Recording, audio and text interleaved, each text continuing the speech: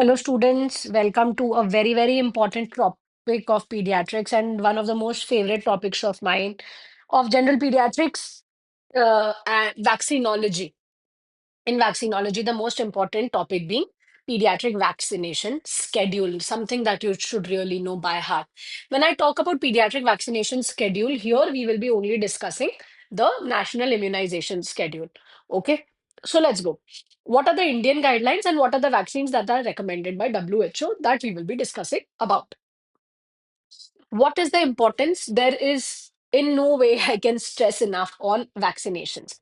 Now, vaccinations are important because they prevent life-threatening infectious diseases, they reduce childhood mortality and morbidity, they build herd immunity. I hope everybody understands what herd immunity is. When a few people of the group are vaccinated, they act like barriers to infection to the people who are not even vaccinated. Okay, so if there is somebody in your community who is vaccinated and you are not vaccinated, that also is a benefit for you because they will be the barriers of infection. They will stop the infection there because they've been vaccinated. Okay, so vaccines are very, very important, and the wonderful part is that we have a lot of vaccines for a lot of infectious diseases, and mortality and morbidity related to these diseases have come down severely post independence era because we've been vaccinating. And good thing is that the vaccination drive in our country has mostly been very successful. Thankfully, we've been able to eradicate polio, which was once a hazardous disease. So the that has been great, and this is also a part of the universal immunization program. Now, 0 to 1 year, here we will understand what are the vaccines you give at birth. When a child is born, please remember these three vaccines. There is no scope of forgetting. You give polio, of course, all of us know 2 drops orally given polio. This is OPV. Okay, this is your oral polio vaccine, right? Second is BCG, something that you give on the left arm, zero point 0.1 ml or 0.05 ml in newborns, intradermally, and hepatitis B vaccine has to be given. So this is your first. So BCG, hepatitis B, and OPV. In a term kid who's born at a good weight, you actually immediately immunize. Then at 6 weeks, you call the child at 6 weeks, and what do you give? You give them. Now, earlier, na, even government of India only used to give OPV. They did not give IPV. Now they've brought in IPV. So they give IPV. Here they've given 10 weeks by IPV2, but in government, you do not give 10 weeks by IPV2. They give OPV at that time. So fractionated IPV is given at 6 weeks and 14 weeks. So you give DPT, which is your diphtheria, pertussis, tetanus. You give IPV at 6 weeks, hepatitis B ka second dose you give, HIB1 you give. So this becomes your pentavalent, right? This becomes your pentavalent, and then you give PCV1 and rotavirus 1. Okay, earlier PCV and rotavirus were also optional vaccines. Now they've been brought into the government ka this thing, and they are being given for free. Okay, so at 6 weeks, you give pentavalent, which is your pentavalent DPT, hepatitis B, HIB. 5 ho gaye, then you give IPV, fractionated IPV you give. Nowadays, you get a hexavalent also actually. Okay. Then you give PCV and rotavirus. At 10 weeks, you repeat again. You give DPT, you give hepatitis B. HIB2 has to be given. And instead of IPV2 here, na, hepatitis is given.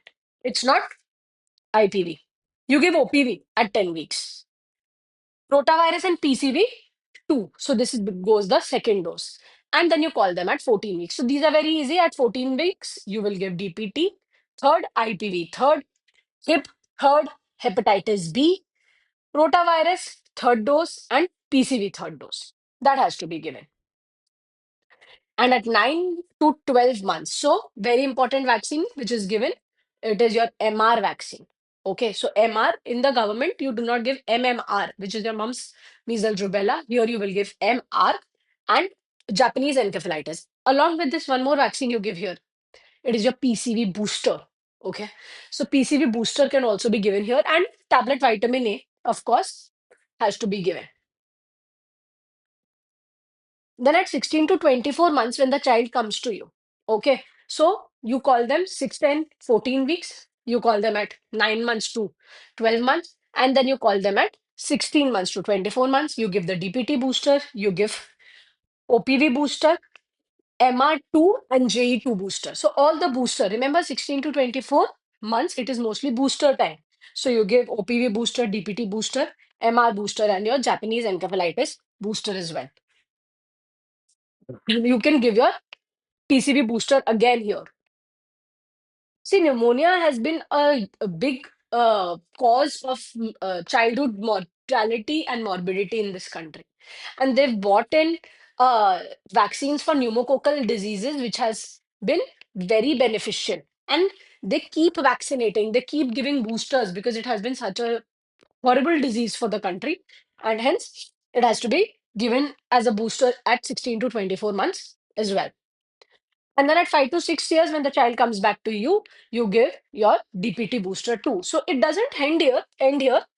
Understand you will have to give at 10 years also. TD is what you give at 10 years. TD is what you give at 10 years. So this is how you vaccinate in the according to the national immunization schedule. Now, J is not given everywhere. It is only given in a few endemic regions. But Maharashtra, the part where we live in Mumbai, Navi Mumbai, are endemic for Japanese encephalitis.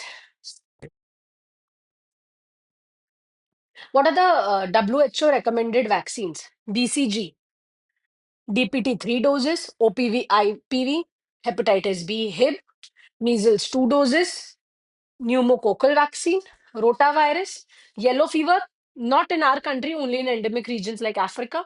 And they also recommend HPV vaccine. Now, HPV vaccine is only given in private, but a wonderful vaccine to be given to the children. It should be given to the children. However, since it is expensive, the government has still not included it.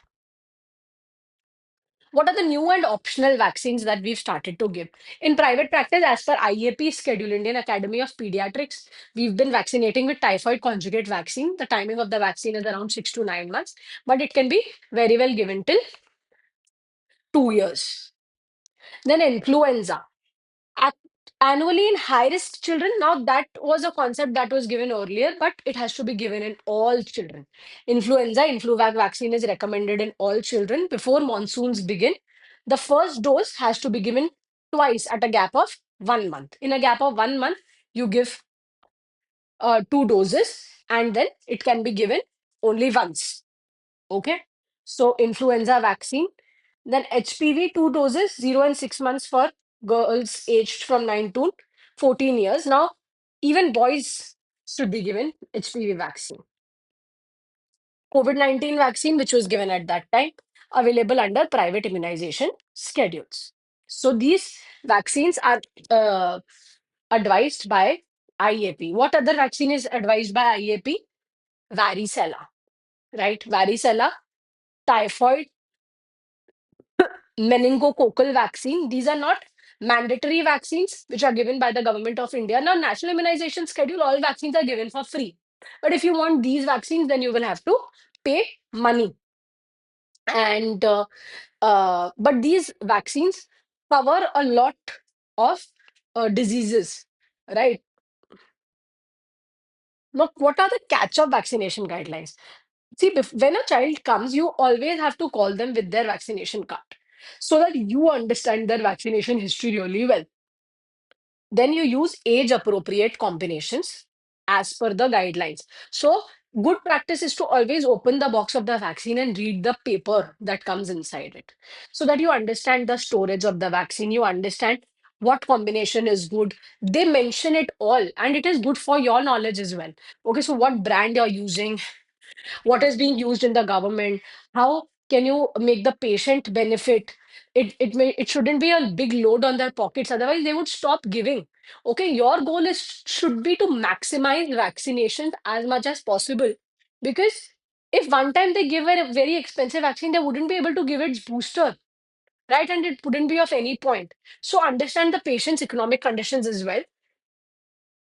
Avoid restarting the entire schedule. So You should not restart it, of course. Don't give it from the beginning. There is a good catch up schedule chart under IAP. Okay, so that is available on the internet. Please go download it and you can understand how vaccines are given and you can understand how catch up immunization is actually done. So, what are the key points? Follow national immunization schedule in government settings. WHO and IAP schedules, they add optional vaccines, the vaccines that are optional in private. Educate parents on timely and complete vaccination. Okay. It is your job as a doctor, as a healthcare worker, as somebody who understands medicine to make people understand of how important vaccinations are, especially for the children. Because still a lot of people in our country don't realize the importance of vaccines and eventually miss out on giving a lot of vaccines to the kids. And if there have been any adverse effects following immunization, you have to document and monitor these. Okay, so document them whenever an adverse event. There is a separate lecture on AEFIs. Please go through that and understand vaccines and the associated AEFI that happens. And please monitor children for any adverse effects.